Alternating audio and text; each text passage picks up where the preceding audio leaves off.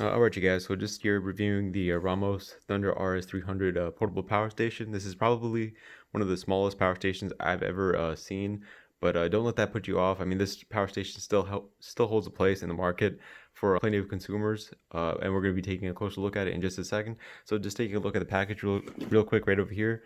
You do get specifications over on this side, and over on this side, you do get a few examples of what you can power with this unit. And yeah, this is just the same thing as the front right over here. And what's included in the box is a AC charging brick, a car charging cable, and also this manual. And yeah, let's just go and take a closer look at the power station itself. And yeah, this unit doesn't come with a solar charging cable, unfortunately. You're gonna have to provide a solar charging cable and a solar panel yourself. And so yeah, I mean, this is a really small power bank with a 7.5 by 5 by 5 form factor, and weighs 6 pounds. So a really small power station. Like seriously, like this thing is just so small. Yeah, really tiny. You're gonna be able to take it anywhere with you. I mean, you can't take this on a plane. I think the power capacity is too high to take it on a plane. But I mean, in regards to like just picking it up and going with it, placing it in your car or storing it in your house, this is gonna be really small, really easy to move around. And at the front is where most of the functional parts are. Just taking a quick look around though, this is where the flashlight is, and a vent for the internal fan. Over on this side, nothing. Over on this side, just another vent for the internal fans. As you can see, two internal fans right over here to push out some hot air. Over at the top, as you saw, there is the handle. It is a foldable handle, so you can just put it back into the power station just like that, and it's completely flat. It would have been nice to have wireless charging right over here, but I think that would have added to cost. But yeah, looking at the front of the power station, this is where everything's going to be happening. It just fits as much as it can with what it's got. And also this, I forgot to mention that this power station has a 300 watt output along with a 231 watt hour power capacity. Yeah, pretty decent output and capacity for its size. And so you do get a cigarette lighter port right over here that can output 120 watts. This is the DC input port that you're going to use to recharge the unit. USB charging section right over here, two USB-A quick charge ports, and a single 60 watt USB-C power delivery port. Yeah, I mean, this is okay. I mean, this isn't a high tier power station, you guys. So I mean, a 60 watt USB-C power delivery port, this is okay for what you're getting here. It would have been nice to have a 100 watt USB-C power delivery port, but I mean, that's okay for this like mini power station. This is a 3-prong AC outlet right over here with a ground connector right here. And yeah, I mean, it is under this dust proof cover, which is nice. That's a nice addition right there, just to protect the AC outlet. But I will say, it just, you do have to give it some force, like to open it up and like plug in your appliances when I did test it out. And so to turn on the unit, you just have to press this button right over here, the power button. And by default, when you turn on the power station, the DC section and the USB section are automatically turned on, like they're on already. And so you can go ahead and start using them as soon as you turn on the power station. And the flashlight, just press this flashlight button right over here. And yeah, it's a pretty decent flashlight. I think it has a 1 watt output for the power station. If you ever need a LED flashlight for an emergency, I mean, it's right here. Not too bright, but it's useful. It doesn't have any special settings either. It doesn't have like a SOS mode or like a flashing mode. It just has that constant on mode. And so taking a look at the screen right over here, this is a pretty nice screen. Once again, like I think this is another part where this power station is like punching higher than its weight class, in my opinion, because you've got a battery capacity percentage right over here in the middle. You get what's powered on, which is the DC USB section right over here.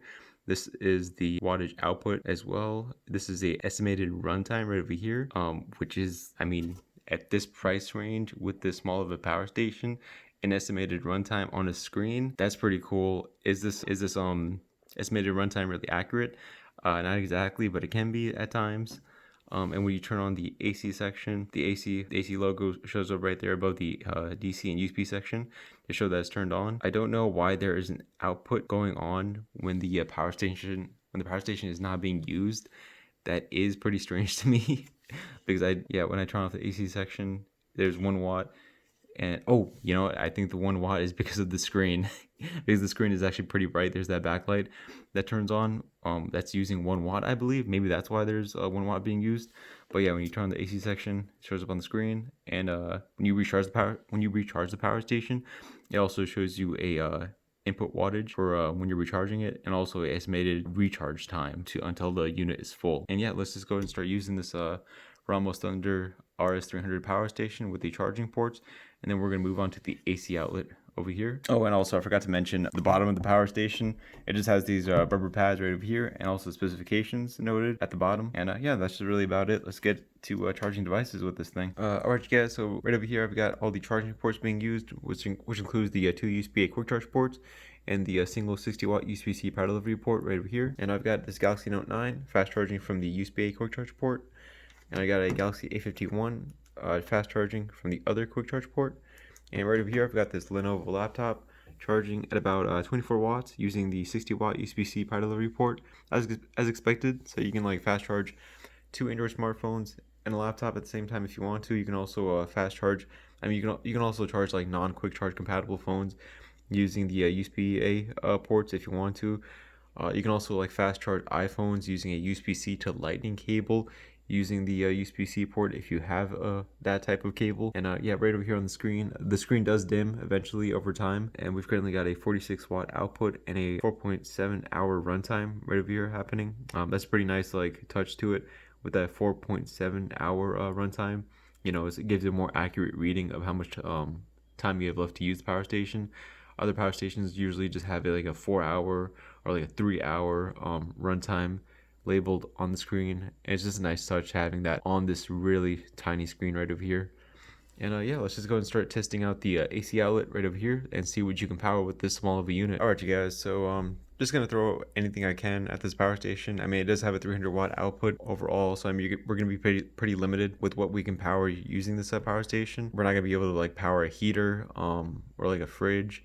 I'm gonna try that mini fridge right over there that I have to see what happens. But yeah, we're just gonna try out this Ninja food blender real quick to see if it can be powered from this power station. Let me just turn on that screen real quick. Yeah, there we go. Well, if you press like the flashlight button or like the AC outlet button, turn it back on, this backlight will turn on. I'm just gonna keep it on because it's easier to pick up on the screen. And yeah, let's just go and turn it on at low first.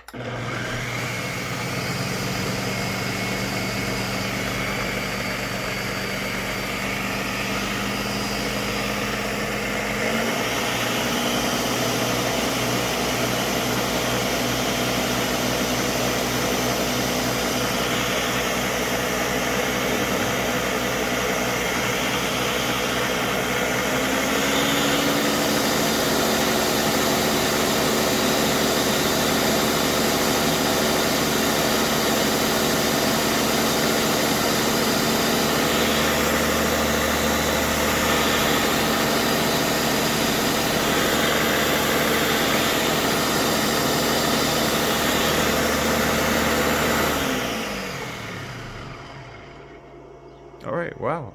So yeah, you can actually power a full-size blender like this Ninja food blender if you want to. However, I mean, I didn't have anything in the blender though, because when you actually blend things with food inside the blender, it does increase its power output, which means that it increases wattage output also. So I mean, it's also going to perform differently when you have food inside. But how much of a difference? Not that much, to be honest. In my experience, I've tested out the blender without food and like with food inside, and the wattage difference isn't really that much. But yeah, that was actually pretty cool. You can actually power a blender with this unit. You know, if you're concerned whether you can use the blender or not, you may want to opt for a mini blender if you want longer runtime with this power station. But other than that, that was actually pretty cool. I didn't expect that. We went through low, medium, and high, and it performed really well. And let's move on to the next appliance. Alright, you guys, so just with this test, I've got a can opener. Of course, I think it's going to run it with no problems. Let me just pop it on.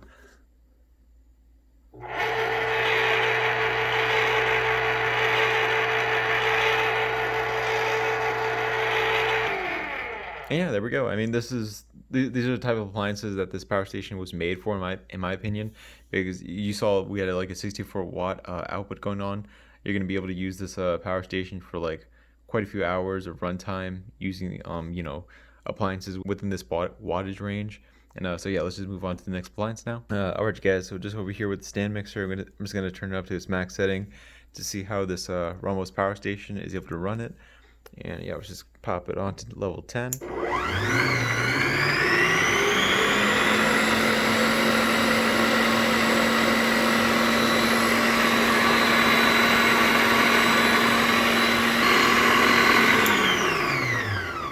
Yeah, I mean, as expected, ran it with no problems at all right there. And let's just move on to the next appliance test. All right, so for this appliance test, I do have a Dremel rotary tool that I had lying around. I'm just going to turn that on. I do have it at its max setting. I'm just going to see how it performs. Yeah, I mean, I think this is where like the power station like maxes out in terms of power tools that I can power. You know, just small, powerful tools that can be useful, have close to you. And yeah, just switch it on, see how it works.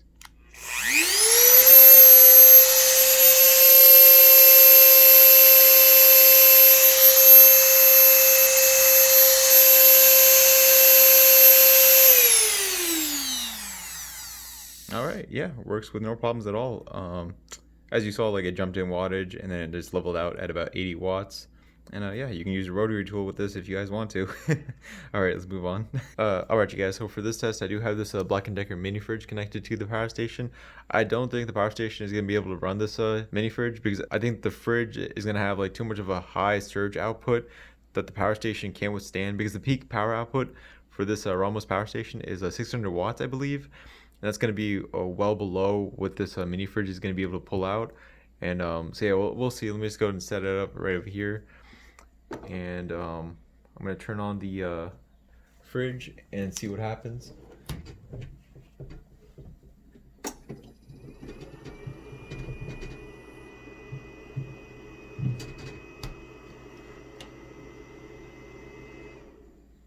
Yep, there we go.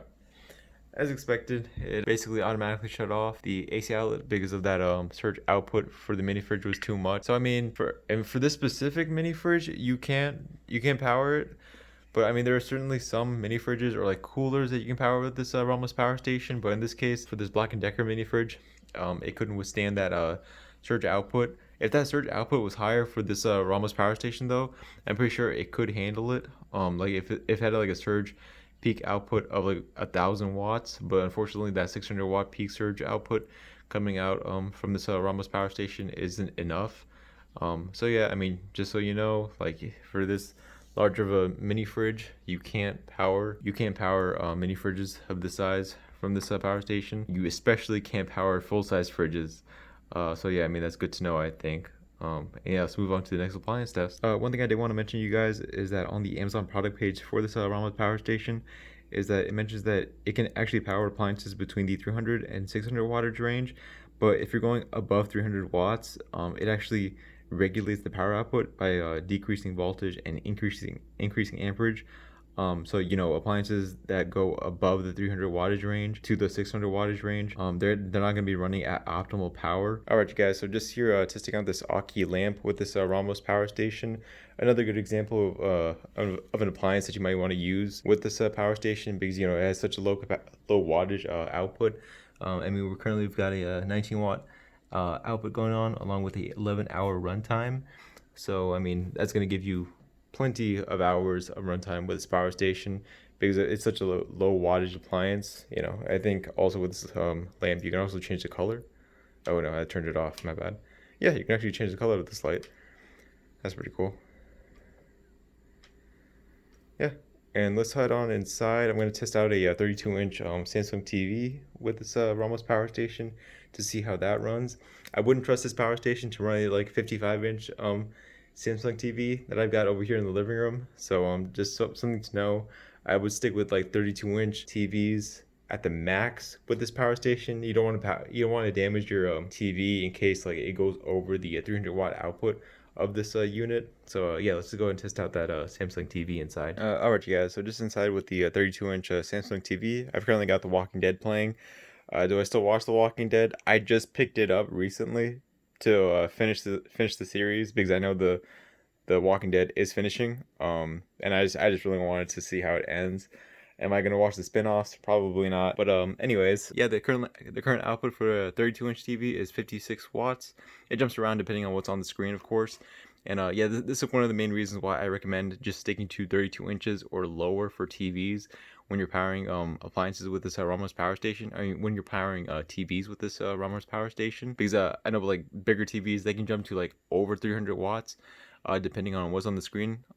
But yeah, I mean, a 32-inch TV, it handles it with no problems at all. And also you get a decent runtime of 3.6 hours. 4 hours right there, but you know, once again, it jumps around because of that wattage output change. Let's just go and start doing the battery capacity test.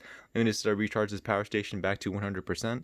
I'm going to plug a lamp inside, probably wait for many hours until this power station is completely depleted. So yeah, let me just get it charged up all the way, and we'll be right back. Alright you guys, so just while I'm waiting to get the power station back to 100%, I thought I just might as well test out the pass-through charging capabilities of this ROMOSS power station. And yeah, you can actually use the power station while it's recharging. I'm currently powering this tower fan right over here, and also while you're doing that, the screen does look pretty confusing, but you know, I think it's labeled pretty well, as much as it can be, with this small of a space. Because there's just numbers everywhere going on right here. But you know, as long as you see the input section is up here, output section is down here, and right in the middle is the battery capacity. And yeah, I mean, if you look at it, it's like just like out of nowhere, this looks really confusing, but in my opinion, it makes a lot of sense. And yeah, let me just get this battery capacity back to 100%. I'm going to come back with the lamp, and we'll start the battery capacity test to see how much AC capacity that you can actually use. I won't be doing a DC battery capacity test, unfortunately, you guys, but yeah, we'll do an AC capacity test. I'll be right back, okay? Alright you guys, so I've got the ROMOSS power station at 100%, and I've currently got it connected on this electricity monitor to see how many watt hours the power station is outputting. And I've got the Aki lamp connected to the power station right over here. And so I'm going to probably leave the lamp connected to the power station overnight, because looking at that runtime, we got 11 hours. So yeah, we'll be right back once the power station is fully depleted of its power capacity. Alright you guys, so I did manage to drive the power capacity of this ROMOSS power station down to 0%. I just have it on recharge right now because I want to power this electricity monitor. And let me just brighten up that screen right over there. Nothing is being output from the AC outlet according to this electricity monitor right over here. Yeah, nothing is being outputted. So what ended up happening was that I was able to output 150 watt hours from the AC outlet. I don't know about the DC outlet. I didn't test that, but yeah, 150 watt hours of the 231 watt hour capacity of this power station is about 65%. So you're looking at a 65% efficiency. 150 watt hours is the capacity that you can actually use through the AC outlet. That, in my opinion, that is kind of bad. Usually you want to get a efficiency rating within the 70%, 75% or above. This falls below that. This falls below my standards, in my opinion. Like, I would like to have it 70% or higher. But that's what you're looking at with this small of a unit, and maybe that's what comes with this small of unit when you have the batteries like put into such a small form factor. I don't know. I have no idea about that. But that's what ended up happening when I was powering this Aki lamp. So yeah, I mean, that's what's happening in that case with the efficiency. And as for the recharging for the power station, I'm currently getting a 47 watt input using the AC charger. I think the AC charging input is maxed out at 48 watts. The surprising thing about this power station is that the solar recharging and the car charging is actually faster than the AC charging. The solar recharging is actually the best way to recharge this power station because it has a 80 watt max solar input, and the car charger is able to recharge it at 55 watts. So yeah, I'm gonna go ahead and grab a solar panel, head outside, and try solar recharging this power station to see what happens. Hopefully we can get close to that 80 watt input. Alright you guys, so just outside with the ROMOSS Thunder RS 300 portable power station. I got it hooked up to this 100 watt Fantic solar panel. Currently getting full sun exposure right over here. And yeah, I mean, we're getting at about 78 watts of input power through solar recharging. And actually using a solar panel to recharge this power station is a lot better than using the AC adapter, because the AC adapter I think maxes out at about 45 watts. The solar recharging input for this power station maxes out at 80 watts.